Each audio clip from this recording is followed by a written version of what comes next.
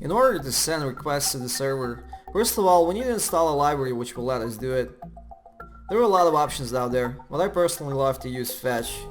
We can install Fetch with Node Package Manager. I'll just copy this bit of code and pass it into the command line. Press enter. Okay, after installing Fetch, let's open up our app again by typing in npm start. Okay, so we have our app running back again, so let's go to the code editor and open up index.js file inside our app component, and let's import Fetch. And let's just send out the request to the API whenever our app component renders. Obviously, we want to do that inside component.mod method. Let's get rid of this bit of code and type in fetch, which will take a URL as its first argument.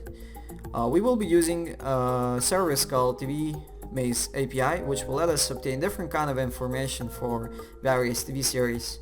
Right here, I'm just searching for TV series with the name of Vikings.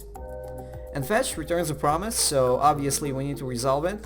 And in order to do that, we'll need to chain in then method, which takes up a function as its first argument.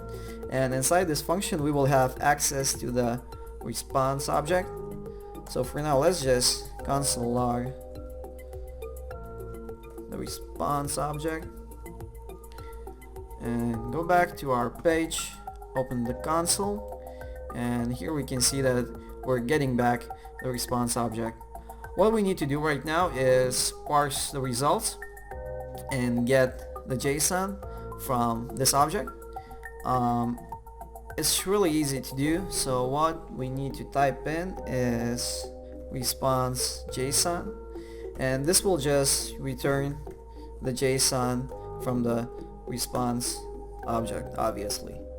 So what's great about promises is that we can chain then methods, and what we're returning from this line will get back here. So we'll get back the JSON, and let's for now also just console log it. Okay, save it, and we're getting back 10 items, and let's take a look into a few of them.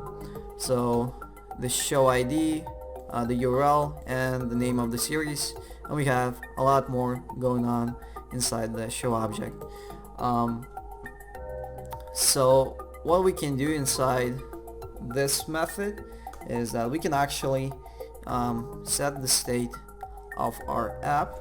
So let's use this set state, and let's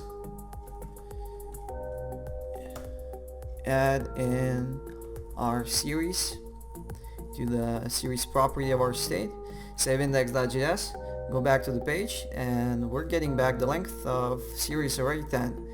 Okay, that's exactly what we wanted, and just to be sure, let's refresh it one more time, and yes, we're getting back the response from the API.